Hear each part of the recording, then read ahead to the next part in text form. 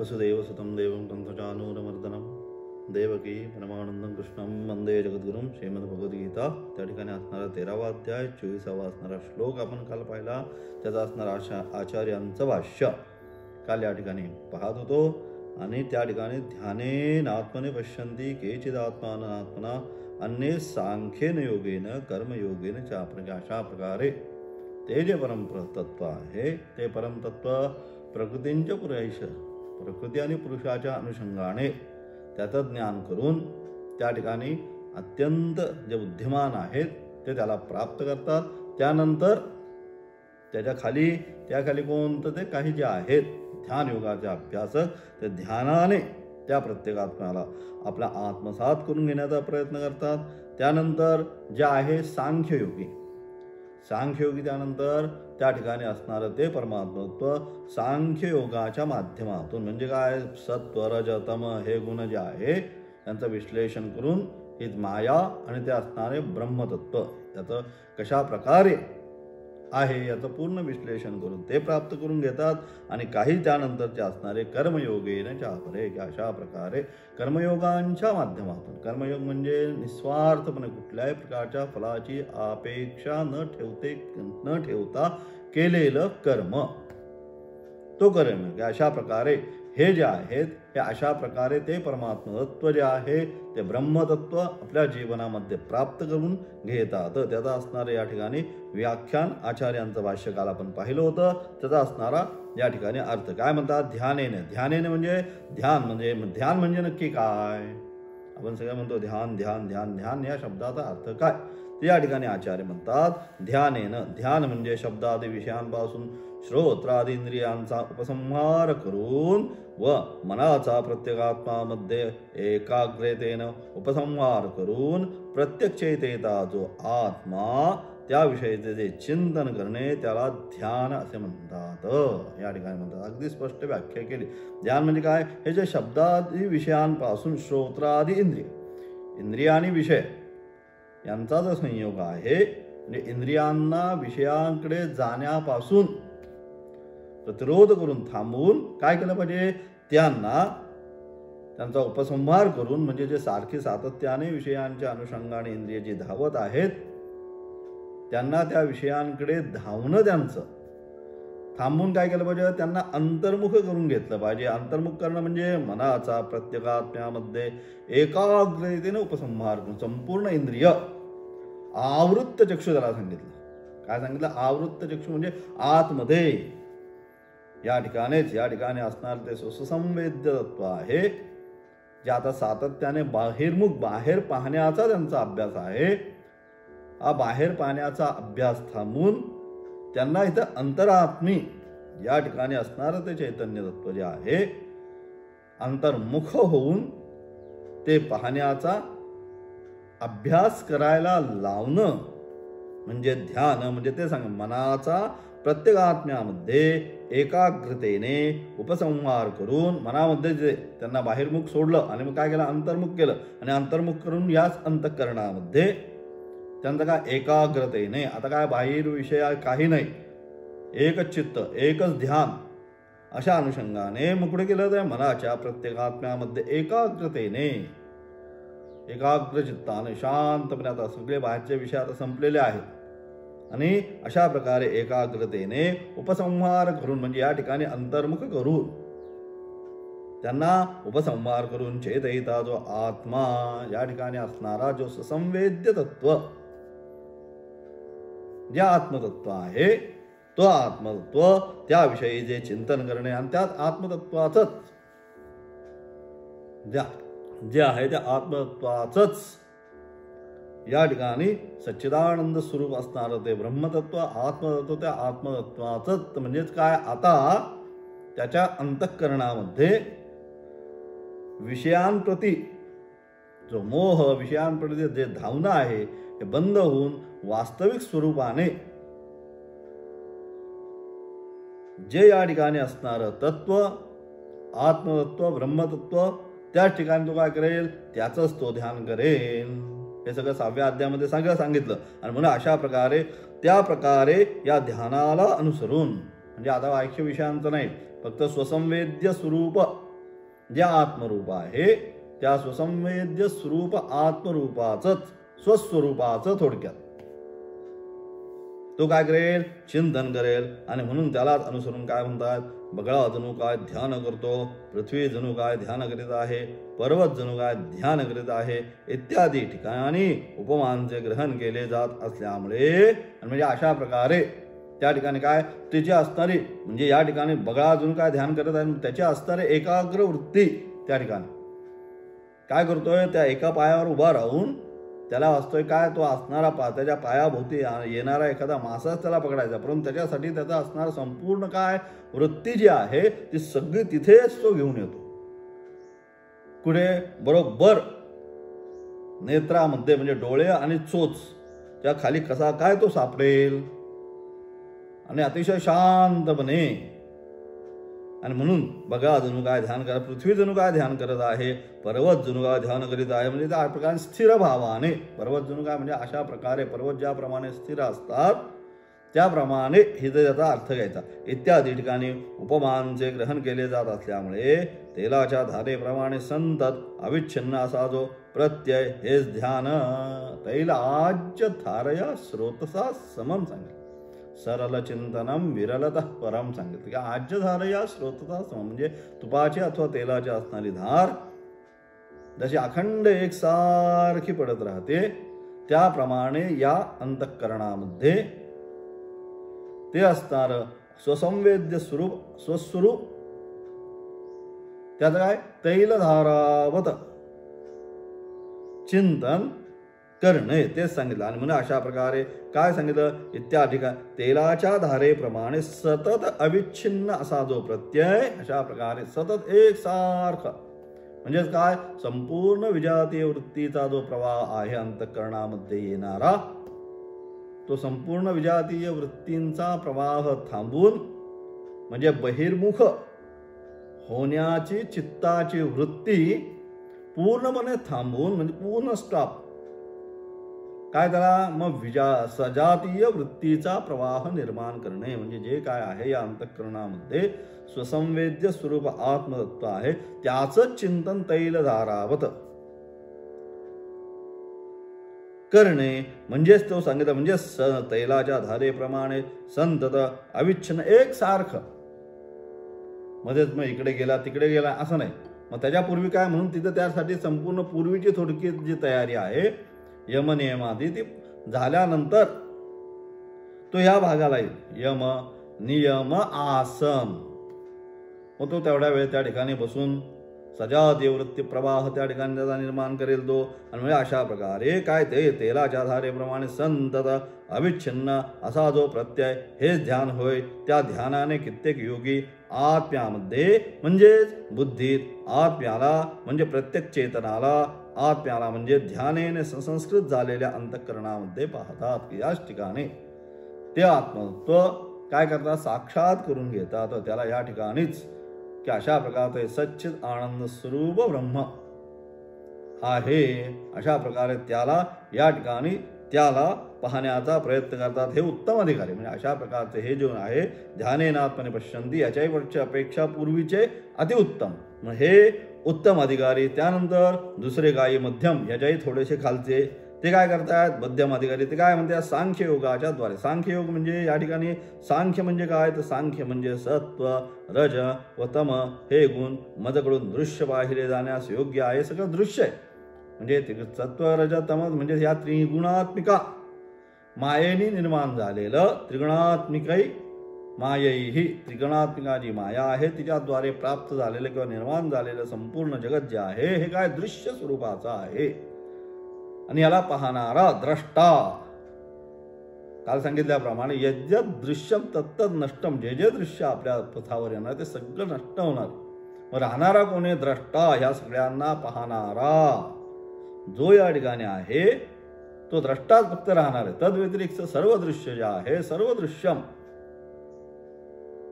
काय हे नाशच पावणारा असल्यामुळे त्याच्या त्या अनुषंगाने हा सांख्ययोगी काय करतोय तेच सांगितलं. सत्व रज व तम हे गुण मजकडून दृश्य पाहिले जाण्यास योग्य आहे आणि मी त्या गुणाहून अन्य त्यांच्या व्यापाराचा साक्षीभूत नित्य गुणांहून अतिविलक्षण स्वभावाचा आत्मा आहे. या भिन्न मी यांच्यापेक्षा हे दृश्य जे जगत आहे हे त्रिगुणात्मिका मायेच्या द्वारे स्थापित हे जगत आहे हे सगळं काय दृश्य स्वरूपाचं मिथ्या स्वरूपाचं आहे.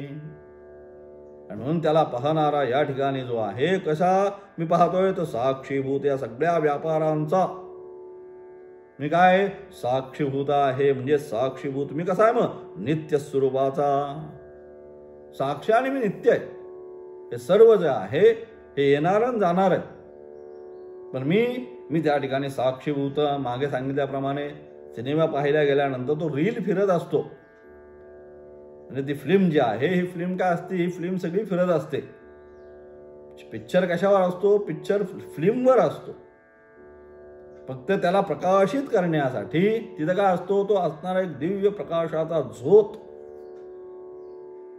त्या प्रोजेक्टरमध्ये असतो आणि तो दिव्य प्रकाशाचा झोत ज्यावेळेस त्या फिल्मवर पडेल त्यावेळेस काय होतं त्या फिल्ममध्ये असणारे सगळे सुखदुःखाचे प्रसंग आपल्याला समोर कुठे पडद्यावर आपण पाहतो आणि त्यांनी काय वाटतं मग आपल्याला ते सगळं पाहिल्यानंतर आपल्या अंतःकरणामध्ये तसे भाव निर्माण होतात. याला मार त्याला असं कर तसं हा किती वाईट आहे. हे सगळं वास्तविक आहे ती फिल्मच आहे. त्याचप्रमाणे इथे सुद्धा हे काय संसार नावाची सगळी फिल्मच फिरतीये. त्या फिल्मला फिरत असताना तिला दाखविणारा त्या जसं ज्या ठिकाणी त्या प्रोजेक्टमध्ये असणारा तो लाईट त्याचा तसा काही संबंध नाही. पण त्याच्या विना ते दिसत सुद्धा नाही. तो लाईट गेला तर काय होतं फिल्म जरी चालू राहिली लाईट बंद पडला तरी विषय संपतो. म्हणजे लाईट विना तो असणारा प्रकाशाचा झोत त्याच्या विना जशी ती फिल्म चालू शकत नाही किंवा त्या फिल्ममध्ये असणारं दृश्य काय जे आहे ते दिसत नाही त्याप्रमाणे तिथे आहे हा असणारा आत्मचैतन्य लाईटचा झोत. त्याच्यावर काय सगळं संसार रूपी फिल्म सगळी चाललेली. त्यामुळे अशा प्रकारे मग काय केलं पाहिजे मग ते जसा तो साक्षीभूत आहे केवळ तो लाईटचा झोत केवळ तिथं साक्षी स्वरूपाने त्याचा आणि याचा काही संबंध नाही. त्याप्रमाणेच या सगळ्या व्यापारांचा साक्षीभूत हिता असणारे सच्चिदानंद स्वरूप ते आत्मतत्व नित्य स्वरूपाचं जे आहे या गुणांहून त्याच्यापासून याचा काय काही संबंध नाही. या गुणांहून अत्यंत हे विलक्षण आहे. ते सिद्ध सांगितलं या गुणांहून अत्यंत अगदी विलक्षण स्वभावाचा आत्मा असे चिंतन करणे म्हणजे सांख्ययोग होय. अशा प्रकारे त्यात साक्षी भावाने त्याचं काय करायचं चिंतन करणे. हे अशा प्रकारे चिंतन करणे म्हणजे सांख्ययोग. या सांख्ययोगाने प्रत्येकात्म्याला या सांख्ययोगाने प्रत्येकात्म्याला सुसंस्कृत अंतःकरणामध्ये पाहणे. त्याच म्हणजे वरच्याची असणारी थोडक्यात आवृत्ती या ठिकाणी असणार त्याला या ठिकाणी प्रत्येकात्म्यामध्ये सुसंस्कृत अंतःकरणामध्ये पाहतात अशी मागील पदाची अनुवृत्ती करानी. त्यानंतर कर्मयोग हा झाला सांख्ययोग. ध्यान झाला सांख्य झाला. आता कर्मयोग. कर्मयोग म्हणजे काय कर्मयोगाने कर्म हाच योग म्हणजे ईश्वरार्पण बुद्धीने अनुष्ठान केले जाणारे कृतिरूप कर्म. की अशा प्रकारे जे काय करतोय कर्मण्येवाधिकार असते मा फलेषु कदाचन मा कर्मफल हेतुर्भूः माते संगोस्त कर्मणी. हे असणार चतुसूत्री. कर्मयोग करायचा असेल तर कशा प्रकारे कर्मयोग केला पाहिजे तर त्या कर्मयोगाची असणारी ही चतुसूत्री आहे. ह्या चारही ज्या आहे चारही पदांच्या द्वारे कर्मयोगाचं असणारं रहस्य प्रतिपादन करणार त्या ठिकाणी भगवंताने. कर्मण्येवाधिकार असते तुला कर्मामध्येच अधिकार आहे तुला कर्म केलीच पाहिजे. कुर्वन्नेवेह कर्माणि जिजीविषेच्छतकं समाह सांगितलं. कर्म करत करत कर्म केलीच पाहिजे. नाही कश्चित क्षणमपि जातु तिष्ठति अकर्मकृत. एक क्षणभर सुद्धा कोणी कर्म न करता राहू शकत नाही. त्यामुळे कर्मण्येवाधिकार तुला कर्म हे केलेच पाहिजे परंतु मा फलेषु कदाचन.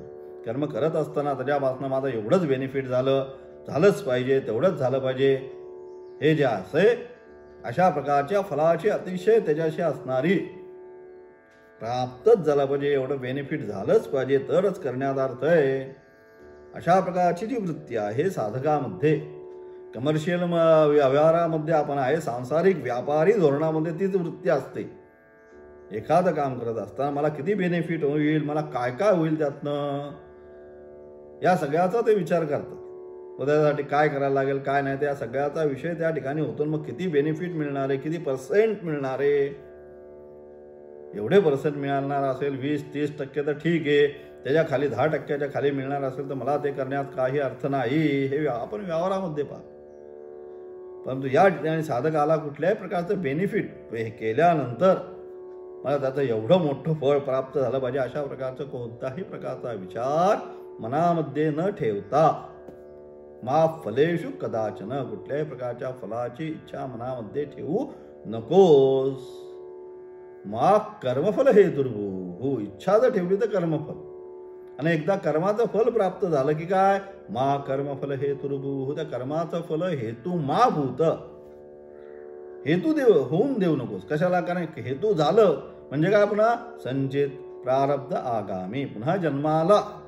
कर्मफल हेतू कशासाठी, कर्मफलामुळे काय होतं, पुन्हा जन्ममरणाचं असणारं जे चक्र आहे, ह्या जन्ममरणाच्या चक्राला पुन्हा कर्मफल प्राप्त झालं की ते संचितामध्ये गेलंच, तुमच्या बँक अकाउंटला तर गेलंच, की एकदा बँक अकाउंटला गेलं की त्याचा उपभोग आहेच.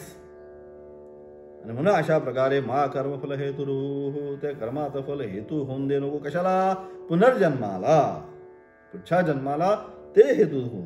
आणि म्हणून मग काय कर, आणि मग अशा प्रकारचे कर्म जर करायचं नाही, मग कर्मच न केलेली बरी. तर कर्मफल हेतू होणार असेल, कर्मामध्ये आसक्ती न ठेवता कर्म करायचे असेल, मग कशाला कर्म करायची, मग शांतच बसून राहावं ना, असं सुद्धा मनामध्ये विचार येईल. माते संगोस्त कर्मणी, की अशा प्रकारे म्हणून मनामध्ये असा विचार देऊ नकोस, कर्माचा बद्दल असंग करू नकोस, कर्म ही करायलाच पाहिजे. आणि अशा प्रकारे गहना कर्मणूक होती, कर्माची गती अत्यंत गहन सांगितली. आणि तेच सांगितलं मग कशा, ईश्वरार्पण बुद्ध्या पत्रम पुष्प फलम तोयम योमे भक्त्या प्रयच्छते.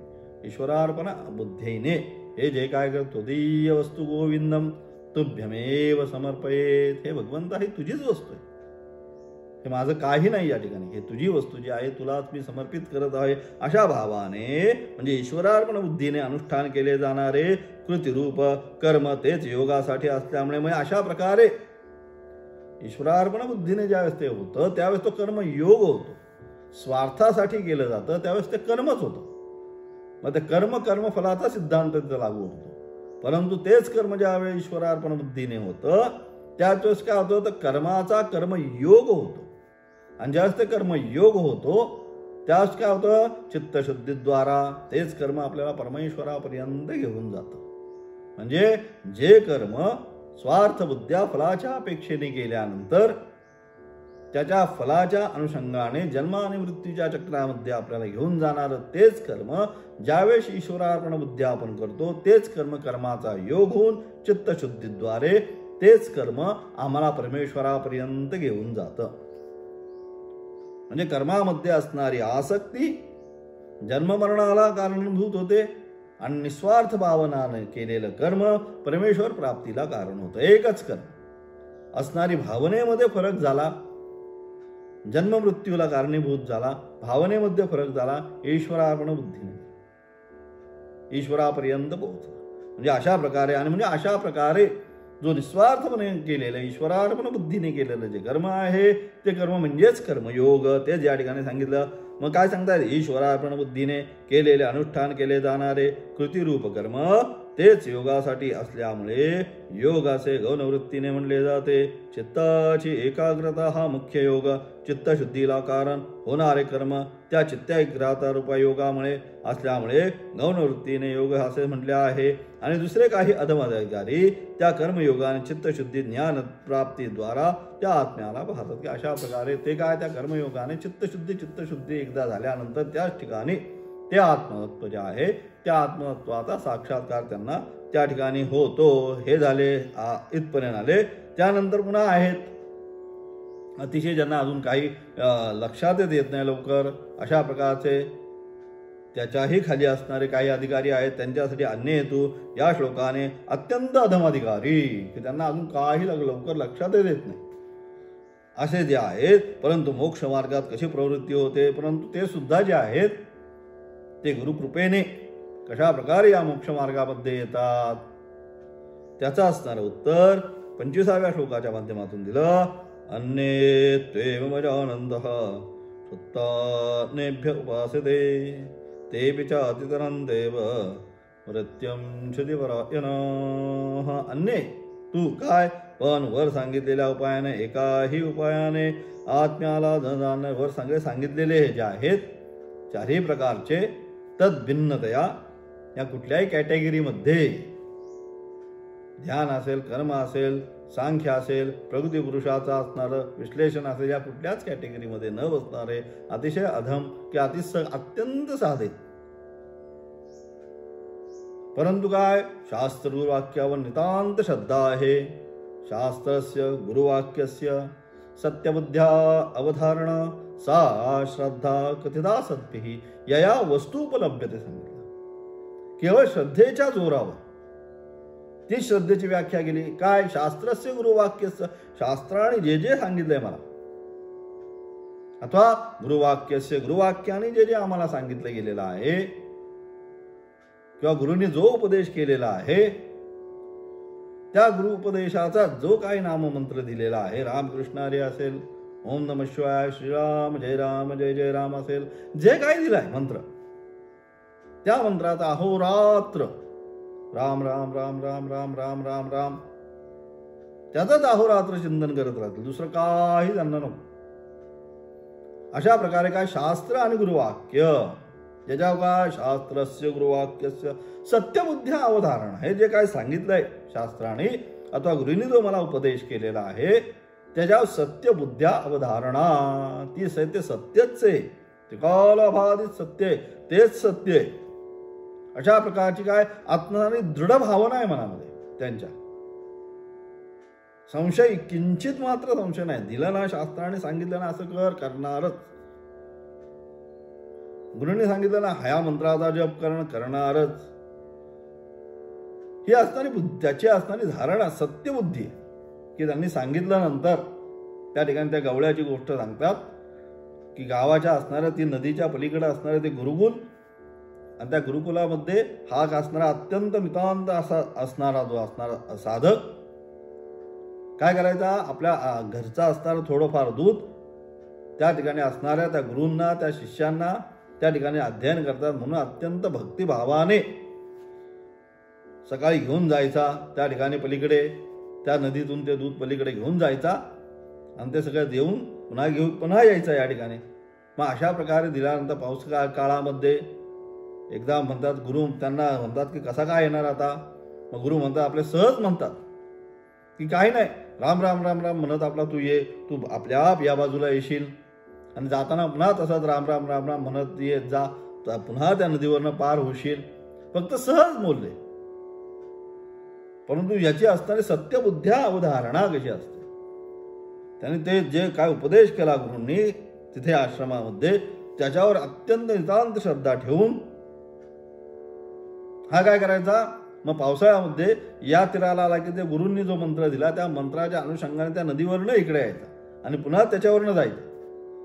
मग असं नदीला जास्त पाणी आल्यानंतर हा कसा येतो म्हणून गुरूंना संशय आल्यानंतर त्याला पुन्हा विचारतो, तू हा येतो कसा नाही, म्हणजे तुम्ही जो मंत्र दिला त्या मंत्राच्या बळावर मी ही नदी पार करतो. म्हणजे हे काय झालं, ही सत्यबुद्ध्या अवधारणा गुरु आणि शास्त्राने जे काय दिलेलं आहे त्याच्यावर अत्यंत नितांत श्रद्धा ठेवून त्याचं काय आपल्या जीवनामध्ये ज्यावेळेस अनुष्ठान आपण करू, तिथे जर नदी त्यांनी पार केली तर काय हा संसार रूपी समुद्र जो आहे त्याच्यामधनं सुद्धा आपण पार करू. सा श्रद्धा सांगितलं, आणि ती श्रद्धा म्हणजे दुसरं काही नाही, सा श्रद्धा कथिता सद्भिः. जे संत आहे, महात्म्य आहे, सज्जन आहेत, त्यांनी काय सांगितलं, त्याला श्रद्धा सांगितली. सा श्रद्धा कथिता सद्भिः यया वस्तू उपलभ्यते.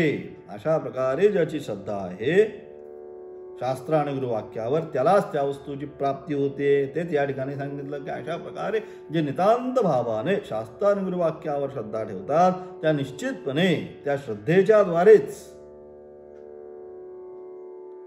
त्या वस्तूला काय करतात, तिथे प्राप्त करून घेतात. त्या शंकराचार्यांची असणारी कथा किंवा गोष्टीमध्ये पण तशाच प्रकारे येते की त्या ठिकाणी तो असणारा प्रिय शंकराचार्यांचा शिष्य हस्तमलकाचार्य काय फक्त त्याकडे सगळं आचार्यांचे असणारे सेवा शुश्रूषा आहे, सगळं करण्याचं काम त्याकडे असायचं. वस्त्र अधिक क्षालन करून आणणं हे. मग एक दिवस त्या ठिकाणी पाठाला आणि त्यानंतर ते सगळं कार्य झाल्यानंतर हा यायचा आणि पाठाला बसायचा. मग अशा प्रसंगामध्ये काय झालं, एक दिवस त्याला यायला गंगेवर गेला वस्त्र अधिक क्षालन करण्यासाठी. येताना किंचित उशीर झाला, विलंब होतोय. म्हणून काय ठरलं, आचार्य सगळे बसलेत, बाकी विद्वान शिष्य सुरेश्वराचार्य आदी हे सगळे बाकी सगळे महा विद्वान मेधावी शिष्य त्या ठिकाणी पाठाला बसलेलेत. आणि त्या ठिकाणी पाठाला बसलेले असताना हे सगळे काय आचार्य पाठ कधी चालू करतायत, अरे बराच वेळ झाला अजून का नाही आले, अजून का नाही पाठ चालू होत. म्हणून त्यांनी विचारणा केली असतात. ते काय म्हणतात, बाबा त्याला येऊ देत, हस्तमलकाचार्याला त्या ठिकाणी येऊ दे, मग काय करू आपण पाठारंभ करतो. मग याने उपसंग त्याचा असणारा उपहास्य करून त्याला काहीच येत नाही, त्याला त्याच्यासाठी पाठ थांबवण्या इतपत तो हुशार नाही, त्याला काही येत नाही, मग कशासाठी त्याच्यासाठी पाठ थांबवून ठेवला, तो आपला बाकी कामं करतो हेच चांगलं आहे. यांचा असणारी ती अहमवृत्ती आचार्य जाणून काय करतात, मनामधनच उपदेश. त्या ठिकाणी पुस्तक क्षालन करत असतानाच त्याला मनामधनच उपदेश होऊन येताना मग तू काय शंकराचार्यांचं असणार विदिताखिल शास्त्र सुधा जलदे असणार भवशंकर देशिकमेश्वरम. अशा प्रकारे शंकराचार्यांची स्तुती अत्यंत अस्खलित संस्कृतमध्ये तोटकाष्टकम त्याला म्हणतात. ते त्या ठिकाणी म्हणत त्या ठिकाणी तो येतो की अशा प्रकारे काय ही असणारी श्रद्धा आहे. त्या श्रद्धेच्या बळावरच हे काय करतात, हे असणार संपूर्ण संसार असणारचा महासागर ते पार करून जातात. ते सांगितलं, एकाही उपायाने आत्म्याला न जाणणारे काय करतात, दुसरे काही साधक. म्हणजे अशा प्रकारचे हे असणारे गुरु आणि शास्त्रावर ज्यांची फक्त श्रद्धा आहे असे असणारे हे साधक काय करतात, दुसऱ्या आचार्यांपासून याचे चिंतन करा. म्हणजे आचार्यांनी जे उपदेश केलाय की काय हे शिष्या याचं दादा तू उपदेशाचं काय कर, पालन कर, चिंतन कर असं सांगितल्यानंतर ते ऐकून श्रद्धेने जो उपदेश केलाय त्या उपदेशाने श्रद्धेने उपासना करीतात.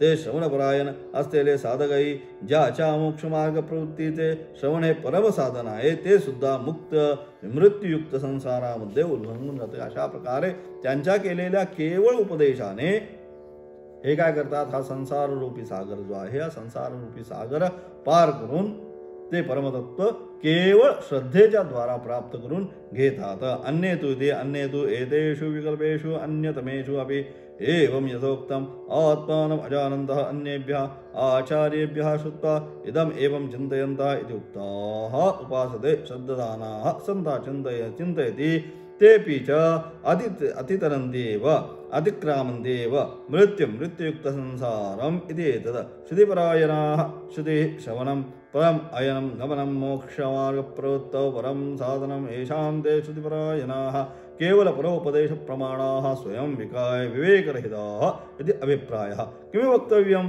प्रमाणं प्रति स्वतंत्राः विवेकिनः मृत्युमतिक्रामन्तीति. आणि अशा प्रकारचे ते जे काही आहेत वर सांगितलेल्या 3 उपायांपैकी कोणत्या उपायाने आत्म्याला जाणं जे समर्थ असतात म्हणून जे सांगितलं मागच्या पाठामध्ये, ध्यान, त्यानंतर सांख्य, त्यानंतर कर्मयोग हे 3 सांगितले. वर सांगितलेल्या 3 उपायांपैकी कोणत्याही उपायाने ह्या तिघांपेक्षा थोडा लांबचा कोणत्याही उपायाने आत्म्याला जाणावया जे असमर्थ असतात या 3ही कॅटेगरीमध्ये आता ते बसत नाही.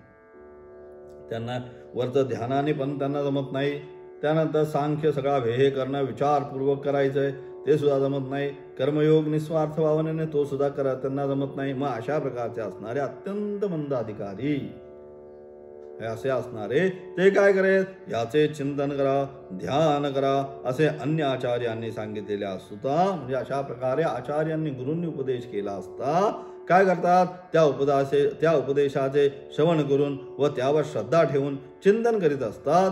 ते श्रुतिपरायणः पुरुष मृत्युयुक्त संसाराचे अतिक्रमण उल्लंघन करून मोक्षाला जातात. की अशा प्रकारे गुरुनी जो उपदेश केला आहे त्या गुरुपदेशावर त्याचं श्रवण करून त्याच्यावर श्रद्धा ठेवून त्याचाच चिंतन, जो काय मंत्र दिलेला आहे, जे काय सांगितलंय तू असं कर, तसंच त्याच्यावर पूर्ण श्रद्धा ठेवून त्याचंच आपल्या जीवनामध्ये काय करतात, अनुष्ठान करत करत काय करतात, त्या परमत्वाला प्राप्त करून घेतात. तसं शबरीला काय केलं, त्या मुनींनी उपदेश केला की राम येणार आहेत, बस त्याच्यावर श्रद्धा ठेवली की माझ्या आश्रमामध्ये राम येणार आहेत.